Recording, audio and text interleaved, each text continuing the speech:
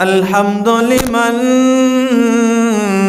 هو أعلى وأولى وأرفع. الحمد لمن قدر خيرا وخبال،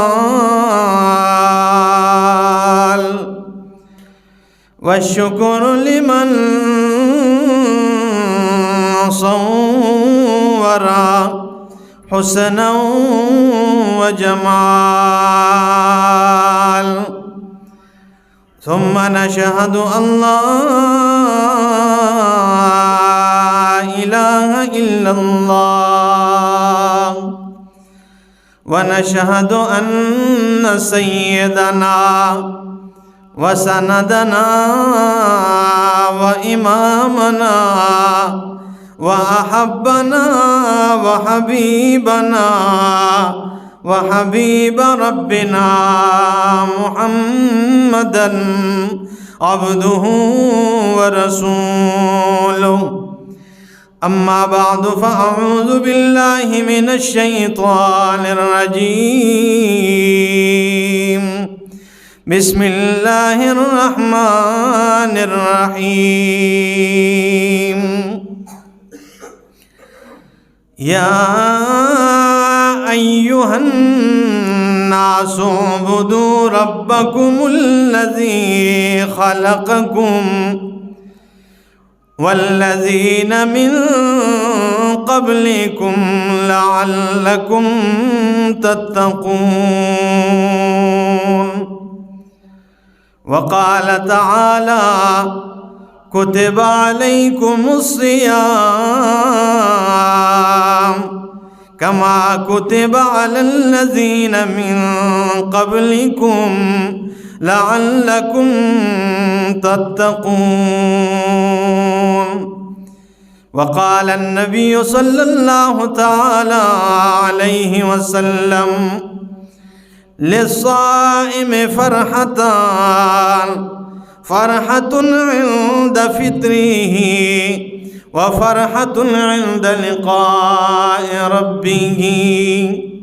وقال النبي صلى الله تعالى عليه وسلم: لخلوف فم الصائم أطيب عند الله من ريح المسك.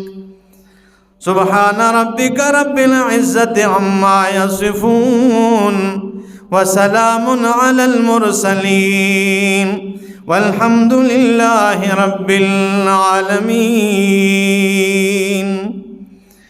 انتہائی معزز سامعین، سننے والے تمام مسلمانوں،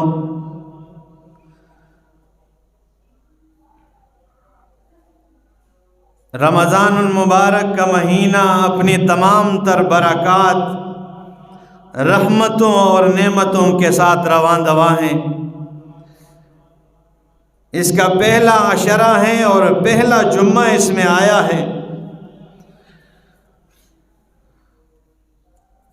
تو آج اس مختصر گھڑی میں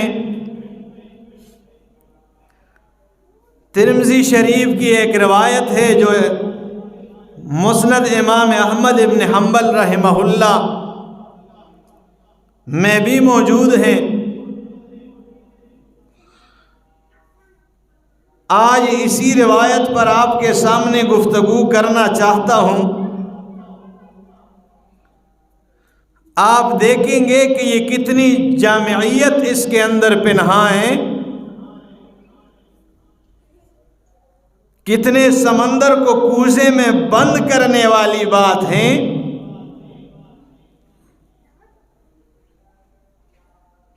کتنی تفصیل ہے اس ایک روایت میں،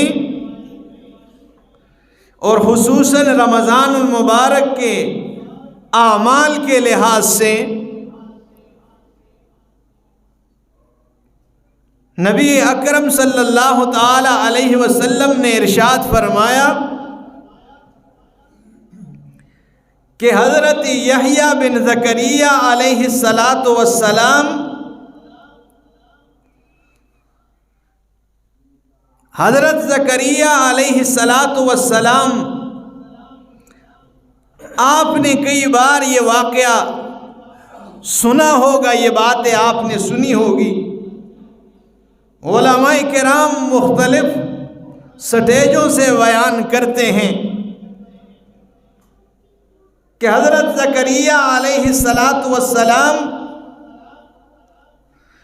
120 سال کی عمر میں ہیں، اور ان کی بیوی رفیقہ حیات وہ 96 سال کی عمر ہے ان کی، اور ہے بھی بانجھ ہیں، لیکن اللہ سے نا امید کبھی نہیں ہوئے، التجائیں دعائیں کرتے رہے۔ ایک دن دیکھا کہ حضرت مریم رضی اللہ تعالی عنہا ان کے پاس کمرے تشریف لے گئے۔ جس مکان میں وہ رہتی تھی تو ان کے پاس بے موسم پل دیکھیں تو ادھر ہی تڑپ کے ایک التجا کر دی اور دعا کی، اور اس دعا کو قرآن کریم نے ذکر کیا ہے۔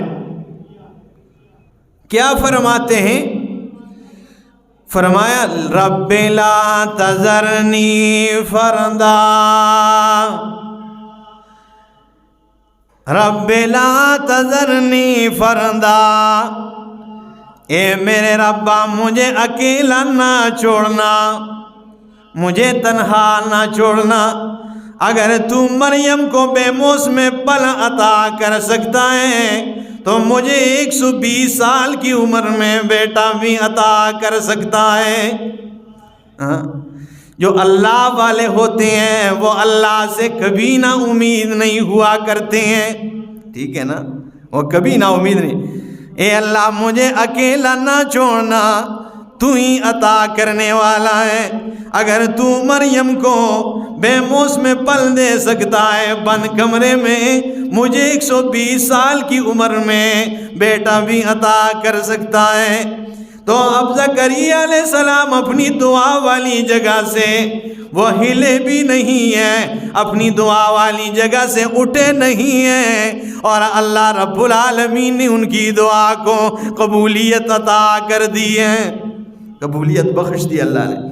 اور حضرت زکریا علیہ السلام سے کی دعا قبول کرتے ہوئے فرشتے نے آ کے پیغام دیا کہ اے زکریا اللہ کے رسول، اللہ رب العالمین تمہیں بیٹا عطا کرنا چاہتا ہے، اور اللہ رب العالمین نے دعا کو قبولیت، شرف قبولیت اتنی بخشی ہے کہ حضرت زکریا علیہ السلام سے اللہ نے فرمایا میرے پیغمبر زکریا تو نے بیٹا مانگا ہے، تو نے نیک اور صالح کی دعا کی ہے، لیکن میں اللہ کا کمال یہ ہے کہ میں جب دینے پہ آ جاؤں تجھے نیک صالح ہی نہیں ہے بلکہ تیرے بیٹے کو میں نے زمین پر اپنا نبی بنا کر مبعوث کرنا ہے۔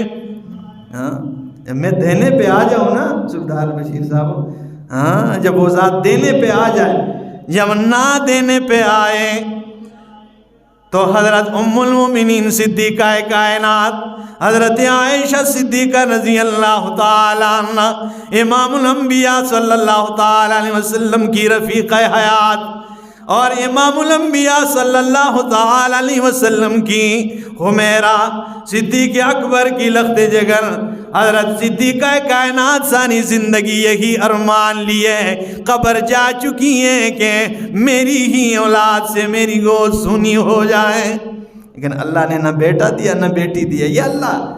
اور جب دینے پہ آ جائے تو 120 سال کی عمر میں اور بیوی بانجھ ہونے کے باوجود اللہ نے بیٹا ہی عطا نہیں کیا بلکہ اسے اپنا نبی بنا دیا ہے، ٹھیک ہے، فرمایا میں نبی بنا کر بھیجوں، اور اب میں نام بھی خود رکھوں گا، اس سے پہلے یحییٰ نام کسی کا نہیں رکھا گیا، یحییٰ اللہ نے نام بھی رکھا۔ تو وہی یحییٰ علیہ السلام کی بات کرنے لگا ہوں کہ اللہ رب العالمین نے یحییٰ علیہ السلام کو 5 باتوں کا حکم دیا ہے۔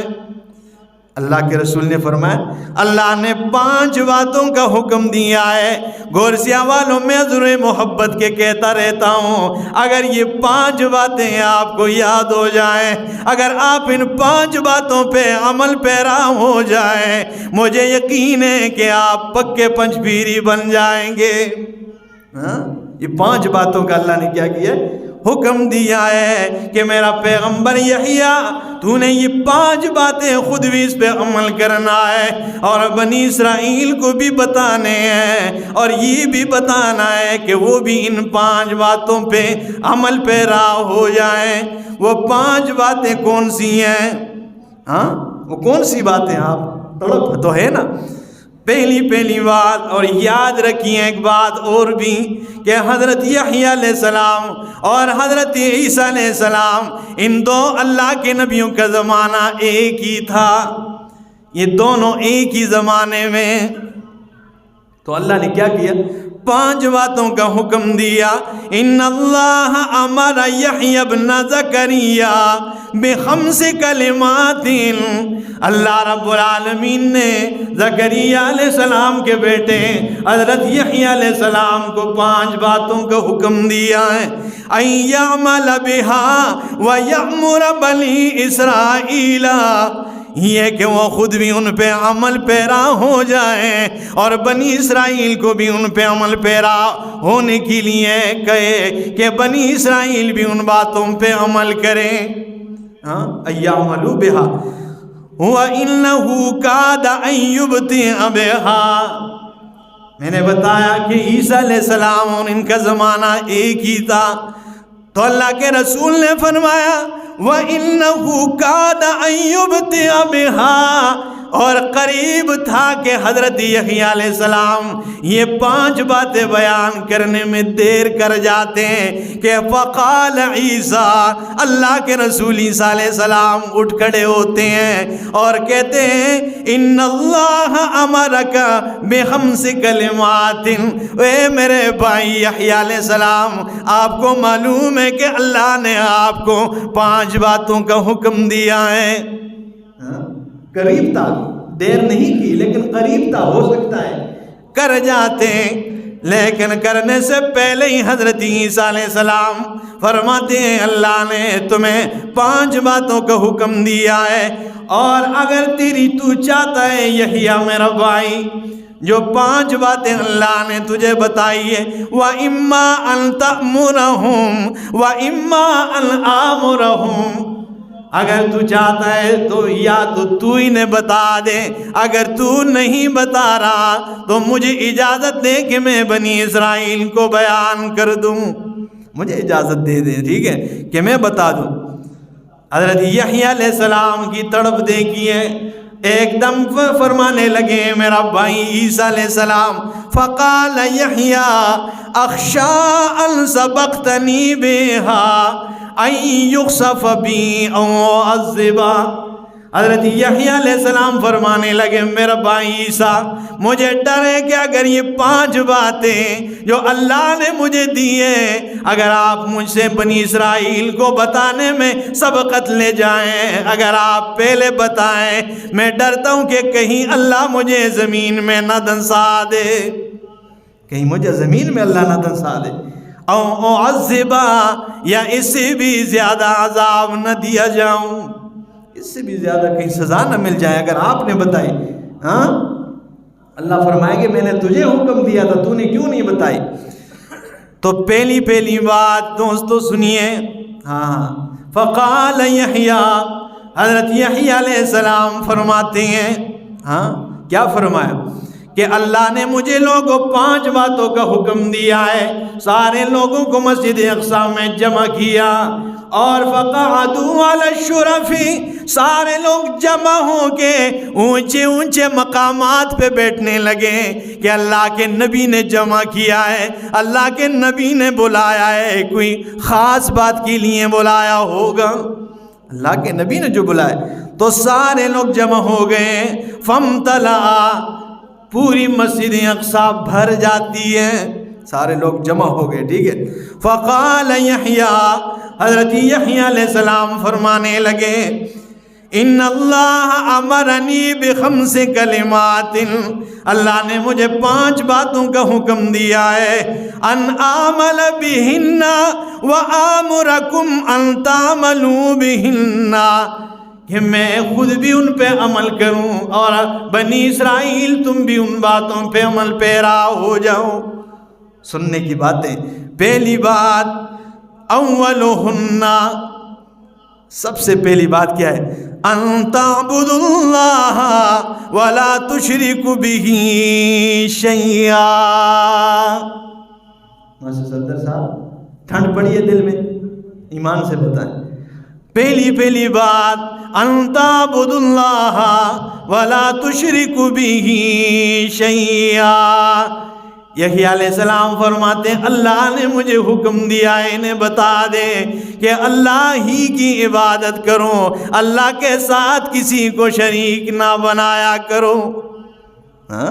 اللہ کی توحید کو مان جاؤ، اللہ کو اکیلا مان کے اللہ کی عبادت کرو، اللہ کے ساتھ کسی کو شریک نہ ٹھہرایا کرو.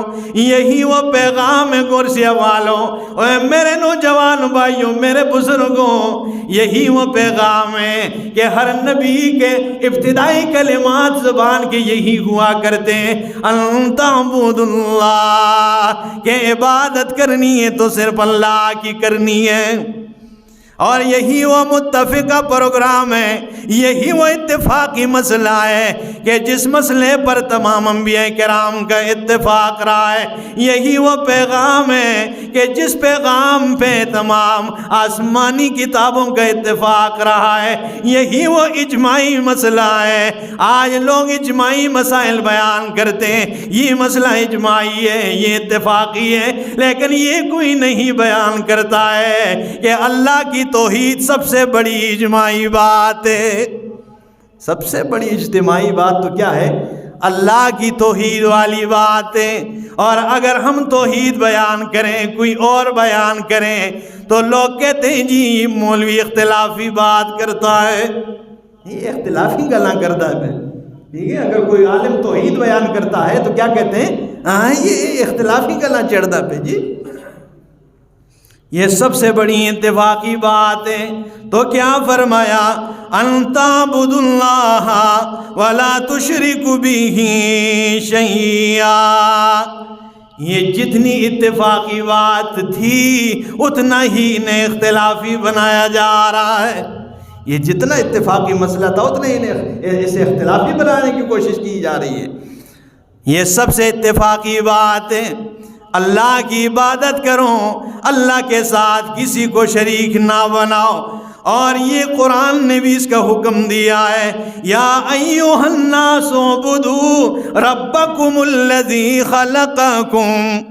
اے لوگوں، اعبدوا ربکم الذی خلقکم، اپنے رب کی عبادت کرو، اس رب کی جس نے تمہیں پیدا کیا ہے.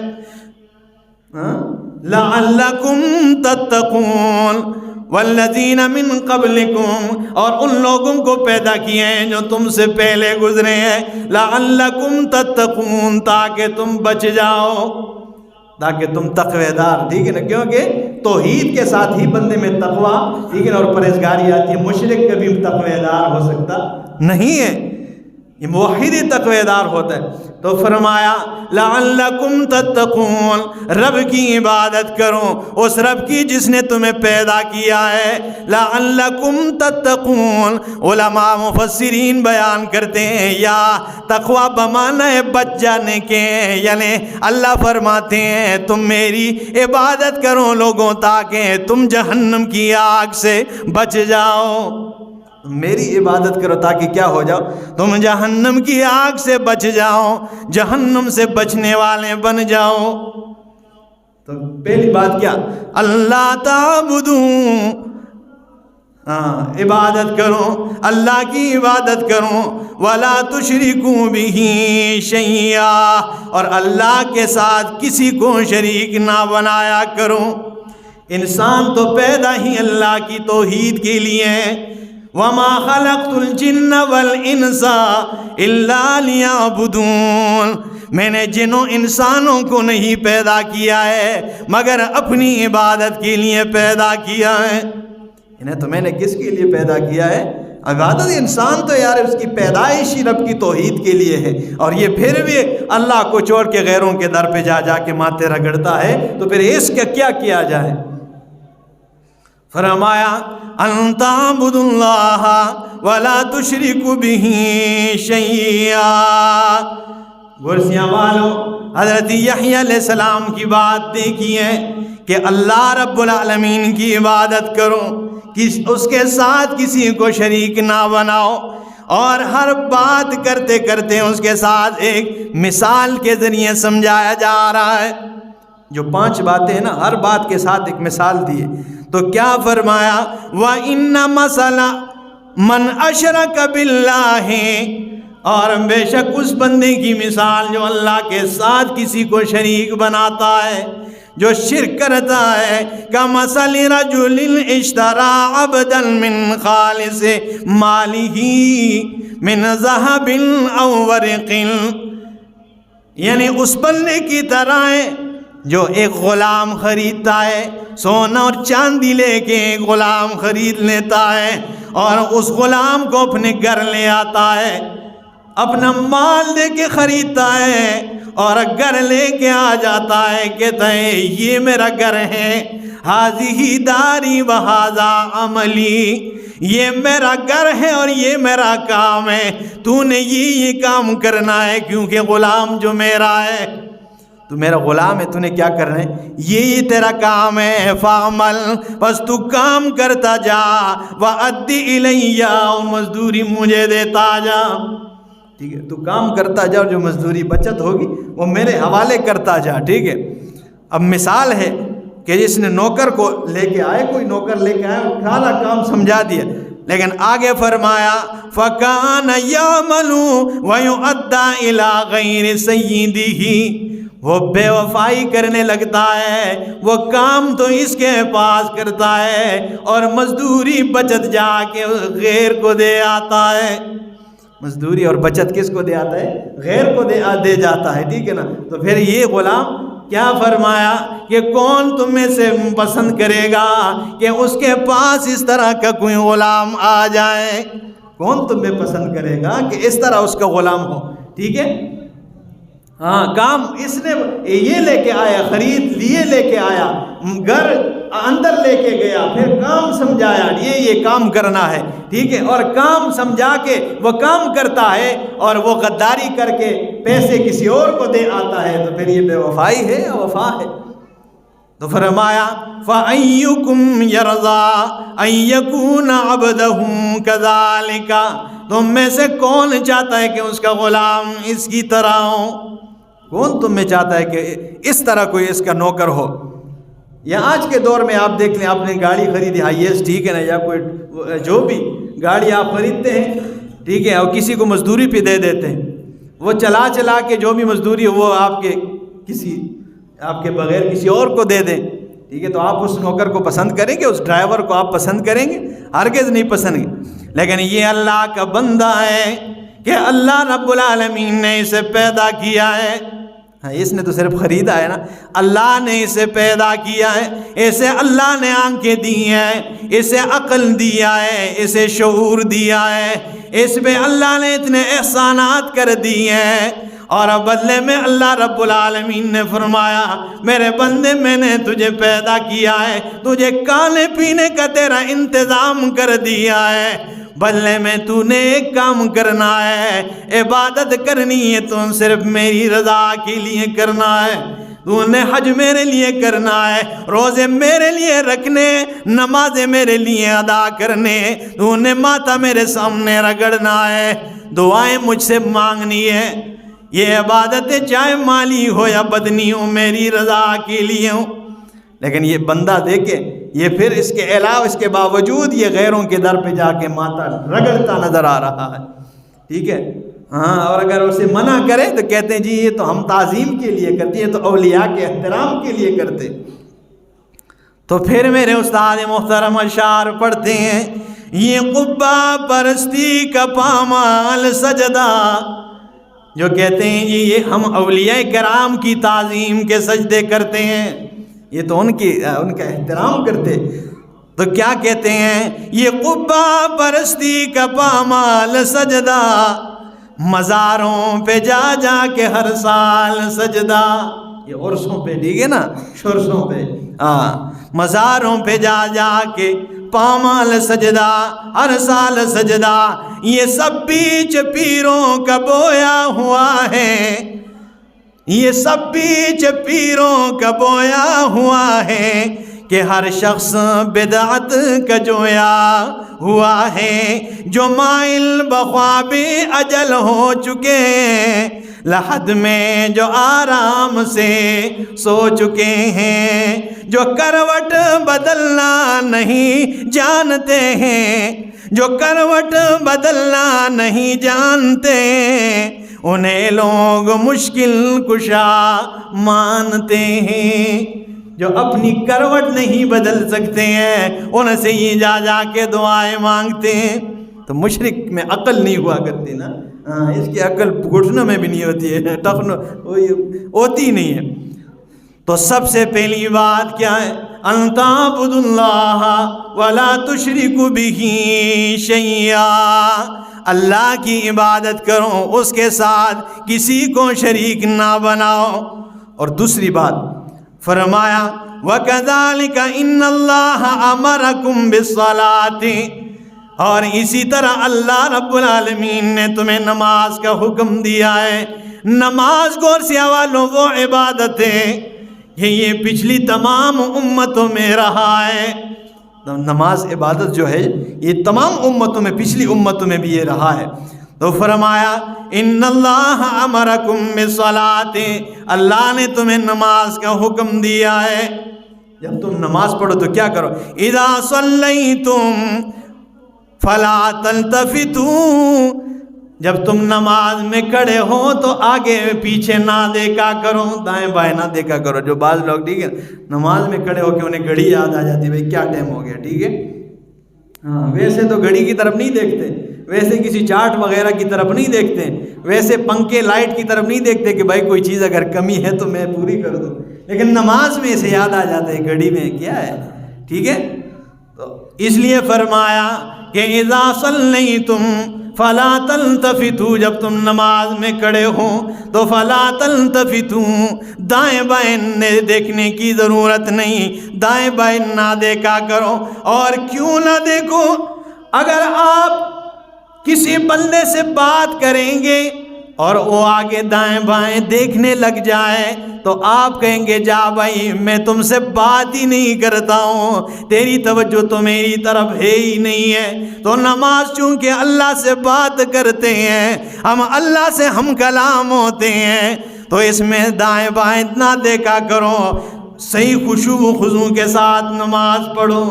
اور جب تم صحیح خشوع و خضوع سے نماز ادا کرو گے تو اس کا فائدہ کیا ہوگا؟ فرمایا فَإِنَّ اللَّهَ يَنْصِبُ وَجْهَهُ لِوَجْهِ عَبْدِهِ فِي صَلَاتِهِ، جب بندہ نماز میں آگے پیچھے نہیں دیکھتا ہے، دائیں بائیں نہیں دیکھتا ہے، تو اللہ رب العالمین اس بندے کے چہرے کے اپنا چہرہ سامنے کر دیتے ہیں، اپنا چہرہ اس بندے کے چہرے کے کیا کر دیتا ہے؟ سامنے کر دیتے ہیں۔ اس لیے فرمایا کہ نماز میں آگے پیچھے نہ دیکھا کرو۔ یہ دو باتیں ہو گئی، ٹھیک ہے۔ اور تیسری بات فرمایا وَكَذَلِكَ إِنَّ اللَّهَ أَمَرَكُمْ بِالصِّيَامِ، اسی طرح اللہ نے تمہیں روزے کا حکم دیا ہے، ٹھیک ہے، روزے کا تمہیں اللہ نے کیا دیا ہے؟ حکم دیا ہے۔ امرکم بالصیام، اور روزے کی مثال پیش کرتے ہیں، فرمایا فَإِنَّ مَثَلَ ذَلِكَ، اور بے شک روزے کی مثال اس طرح ہے کَمَثَلِ رَجُلٍ فِي عِصَابَةٍ مَّعَهُ سُرَّةٌ، اس بندے کی طرح ہے کہ جس کے پاس مشک و عنبر کی ایک گٹھلی ہو، جس کے پاس ایک تھیلا بھرا ہو خوشبو کا، ٹھیک ہے، عطر کا، ٹھیک ہے، یا شیشی ہو اس کے پاس، ہاں، اور وہ صحیح زبردست خوشبو کستوری کی ہو. کیوں؟ خوشبوئیں بہت زیادہ ہے لیکن کستوری کی جو خوشبو ہے یہ بہت اعلیٰ خوشبو ہے. ٹھیک ہے. تو فرمایا اس بندے کی طرح ہے کہ جس کے پاس کستوری کا ایک تھیلا بھرا ہوا ہو اور فیہا مسکن، اس میں خوشبوئیں ہوں کستوری کی. فکلہم یعجب او یعجبہ ریحھا، اور مجلس میں آس پاس بیٹھے ہوئے تمام لوگ تعجب میں اس نے ڈال دیا ہو کہ کیا کمال کی خوشبو آ رہی ہے. سب لوگ جتنے بھی لوگ ہو سے انہیں تعجب میں ڈال دیا ہو گیا. واہ بھائی کیا کمال کی خوشبو ہے. بندہ کہہ دیتا ہے نا کسی نے خوشبو لگائی یار آج خوشبو بڑی مزیدار لائی ہے. اس لیے فرمایا کہ سارے لوگوں کو اس نے تعجب میں ڈال دیا. فرمایا یہی مثال روزے کی ہے. اور آگے فرمایا وَإِنَّ رِيحَ الصَّائِمِ أَطْيَبُ عِندَ اللَّهِ مِن رِيحِ الْمِسْكِ، اور روزے دار کی جو بو ہے وہ اللہ کو کستوری سے بھی زیادہ محبوب ہے. اور بخاری کی ایک روایت پیش کر دوں. اللہ کے نبی نے فرمایا لخلوف فم الصائم اطیب عند اللہ من ریح المسک، روزے دار کے منہ کی بو جو ہے وہ اللہ کو کستوری سے بھی زیادہ محبوب ہے. تو جب روزے دار کے منہ کی بو غور سے حوالو اللہ کو کستوری سے بھی زیادہ محبوب ہے تو اندازہ لگائیں کہ اس روزے دار کے منہ سے نکلنے والے قرآن کے الفاظ کتنے محبوب ہوں گے. اور جب نکلنے والے قرآنی الفاظ اتنے محبوب ہیں تو آپ اندازہ لگائیں کہ وہ روزے دار خود اللہ رب العالمین کو کتنا محبوب ہوگا. یہ اللہ جانتا ہے کہ وہ روزے دار خود اللہ کو کتنا پیارا اور محبوب ہوگا. تو فرمایا تیسری بات کہ اللہ نے تمہیں روزے کا حکم دیا ہے. ٹھیک ہے، روزہ رکھنا ہے. ٹھیک ہے، جس طرح کتب علیکم الصیام کما کتب علی الذین من قبلکم، نماز جس طرح پچھلی امتوں میں اسی طرح روزہ بھی تمام امتوں میں یہ رہا ہے. اور چوتھی بات وَكَذَلِكَ إِنَّ اللَّهَ أَمَرَكُمْ بِالصَّدَقَةِ، اسی طرح اللہ رب العالمین نے تمہیں صدقے کا حکم دیا ہے کہ صدقے کیا کرو. ٹھیک ہے، کیونکہ بعض جو معاملات ہوتے ہیں نا وہ ہر معاملہ ذکر و اذکار سے روزائف سے بندے میں وظیفہ کرنے لگا ہوں جی فلاں وظیفے 1 کروڑ مرتبہ، یہ بعض معاملات وظائف سے حل ہو جاتے ہیں اور بعض ہوتے ہیں جو صدقات سے حل کر دیتے ہیں. اللہ وہ صدقات سے حل ہو جاتے ہیں. تو فرمایا وَكَذَلِكَ إِنَّ اللَّهَ أَمَرَكُمْ بِالصَّدَقَةِ، اللہ نے تمہیں صدقے کا حکم دیا ہے. فَإِنَّ مَثَلَ ذَلِكَ كَمَثَلِ رَجُلٍ أَسَرَهُ الْعَدُوُّ، اور صدقے کی مثال اس طرح ہے اس بندے کی طرح جسے دشمن نے گھیر لیا ہو. اس بندے کی طرح جسے دشمن نے گھیر لیا ہو. تمام مالدار جتنے بھی ہیں، صاحب استطاعت جتنے بھی میرے سامنے مجمع میں موجود ہیں، ہر بندہ اپنے آپ کو جانتا ہے کہ کتنے اللہ نے اس پہ احسانات کیے ہیں، اللہ نے کتنے ان پہ انعامات کی برسات کی ہے. ہر بندے کو اپنے بارے میں پتہ ہے. تو سن لیجئے. اور خاص کر آج کی اس مہنگائی کے حالات میں وہ صدقے کیا کرو. فرمایا صدقے کی مثال اس بندے کی طرح ہے جسے دشمن نے گھیر لیا ہو. فَأَوْسَقُوا يَدَهُ إِلَىٰ عُنُقِهِ، اور اس کے ہاتھوں کو اس کے گردن کے ساتھ باندھ دیے ہوں. گردن میں کے ساتھ ہاتھ باندھے ہوئے، ہاتھوں میں ہتھکڑیاں ہیں، پاؤں میں بیڑیاں ہیں. یہ بندہ ہوا ہے. اور آگے کیا کیا جا رہا ہے وَقَدَمُوهُ لِيَضْرِبُوا عُنُقَهُ، اور اسے گرفتار کر کے لے جایا جا رہا ہے تاکہ اس کی گردن کاٹ دی جائے، گردن اڑا دی جائے. اسے گرفتار کیا ہوا ہے اور گردن کاٹنے کے لیے اسے لے جائے. فَقَالَ، تو وہ بندہ کہتا ہے، گرفتار کیا ہوا بندہ کہتا ہے، انا افدیک منکم بالقلیل والکثیر، اور میں تمہیں کچھ مال دے کے تم سے اپنے آپ کو چھڑانا چاہتا ہوں، مال لے لو، مجھے آزاد کر دو. میں کچھ مال دینا چاہتا ہوں، اور یہ بھی نہیں کہ 1 لاکھ 2 لاکھ 3 لاکھ، ٹھیک ہے نا، بالقلیل والکثیر، جو کچھ میرے پاس ہے وہ سارا کچھ لے لو لیکن مجھے آزاد کر دو۔ تو ففدا نفسہ منہم، اس نے مال دیا اور اپنے آپ کو چھڑا لیا ہے۔ فرمایا جس طرح اس بندے نے مال دے کے اپنے آپ کو پھانسی سے بچایا ہے، اللہ فرماتے ہیں تم صدقے میری رضا کے لیے دیا کرو، ہر قسم کی بلاؤں سے پریشانیوں سے نجات مل جائے گی۔ ہاں، تم صدقے دیا کرو، ہر قسم کی بلاؤں سے پریشانیوں سے تمہیں نجات مل جائے گی۔ تو تیسری بات، چوتھی بات، کہ اللہ نے تمہیں صدقے کا حکم دیا ہے، اپنے آپ کو چھڑانے کے اوقات ہیں، یہ دن ہے، ٹھیک ہے نا۔ اگر کوئی اپنے آپ کو چھڑانا چاہتا ہے حقیقی معنوں میں تو وہ صدقے دیا کرے، غریب کا کام ہو جائے گا، اس کی ضرورت پوری ہو جائے گی اور تمہیں جہنم کی آگ سے خلاصی مل جائے گی۔ غریب کا تو کام ہو جائے گا نا، ٹھیک ہے نا۔ کتنے لوگ اپنے محلے میں بندہ ذرا نظریں دوڑائیں تو 20 لوگ مل جائیں گے مستحق آپ کو نظر آئے۔ یہ جو گلیوں میں پھرتے ہیں الے اٹھا، ان کو 1 روپے بھی دینے کی بھی ضرورت نہیں ہے، ان کے عقائد درست نہیں ہوتے ہیں، یہ کوئی غلط عقائد والے لوگ پھرتے ہیں، اور یہ ایک گروپ بندی کے تحت جو ہے نا یہ آپ سے کے پیسے بٹورتے ہیں، اور سادے قسم کے لوگ ہوتے ہیں پیسے دیتے ہیں۔ نہیں، مستحقین کو ان کا حق پہنچایا کرو، ان کو 1 روپے دینے کی اجازت نہیں۔ تو فرمایا کہ صدقے دیا کرو، اللہ نے تمہیں حکم دیا ہے۔ اور اللہ رب العالمین بڑھاتا کس طرح؟ اللہ فرماتے ہیں جو 1 پائی خرچ کرے گا میں اسے 700 گنا بڑھا دیتا ہوں۔ جو اللہ 1 دانے کو 700 گنا بڑھا دیتے ہیں تو اللہ 1 نیکی کے بدلے میں تمہیں 700 گنا اجر بھی عطا کر سکتا ہے۔ 1 نیکی کے بدلے وہ 700 گنا اجر بھی عطا کر سکتے ہیں۔ اگر صدقات کی کوئی طاقت نہیں ہے تو پھر وہ اعمال پہ بھی زور دے، یہ نہیں کہ جو صدقے دیتے وہ بھی اعمال کرے، ٹھیک ہے نا۔ نہ جانے کون سا کام اور کون سا عمل اللہ کو محبوب ہو اور اس کے ذریعے قیامت والے دن نجات مل جائے۔ تو 4 باتیں ہوئی، اور 5ویں بات وَكَذَلِكَ إِنَّ اللَّهَ أَمَرَكُمْ أَن تَذْكُرُوا اللَّهَ، اور اسی طرح اللہ نے تمہیں حکم دیا ہے کہ اللہ کا ذکر کیا کرو، اللہ کو یاد کیا کرو، اللہ کا ذکر کیا کرو۔ اللہ نے تمہیں کس کا حکم دیا؟ ذکر کا حکم دیا ہے۔ فَإِنَّ مَثَلَ ذَلِكَ كَمَثَلِ رَجُلٍ خَرَجَ الْعَدُوُّ فِي أَسْرِهِ سِرَاعًا، ذکر کرنے والے کی مثال اس طرح ہے جیسے ایک بندے کے پیچھے دشمن لگے ہوئے ہوں، وہ آگے بھاگے جا رہا ہے اور دشمن اس کے تعاقب میں لگا ہوا ہے، اس کا پیچھا کیے جا رہا ہے، اور یہ بھاگے جا رہا ہے یہاں تک کہ یہ ایک مکان میں پہنچ گیا ہے، ایک مضبوط قلعے میں پہنچ گیا ہے۔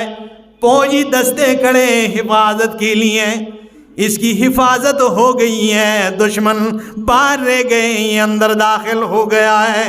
تو فرمایا كَذَلِكَ الْعَبْدُ لَا يُحْرِزُ نَفْسَهُ مِنَ الشَّيْطَانِ إِلَّا بِذِكْرِ اللَّهِ، اس بندے کو دیکھ لو یہ بچ گیا ہے۔ اسی طرح اللہ کے ذکر کے ذریعے بندہ شیطان کی وسوسوں سے اپنے آپ کو محفوظ رکھتا ہے، ٹھیک ہے۔ اسی طرح شیطان کے وساوس سے بچنے کے لیے بہترین عمل یہ ہے کہ آپ کیا کریں؟ اللہ کا ذکر کیا کریں۔ اللہ نے فرمایا فَاذْكُرُونِي أَذْكُرْكُمْ وَاشْكُرُوا لِي وَلَا تَكْفُرُونَ، فَاذْكُرُونِي تم مجھے یاد کرو، أَذْكُرْكُمْ فائدہ یہ ہوگا کہ تم بھی میرے یاد میں رہو گے۔ جب مجھے یاد کرو گے تو فائدہ یہ تمہیں ہوگا کہ میں تمہیں یاد کروں گا۔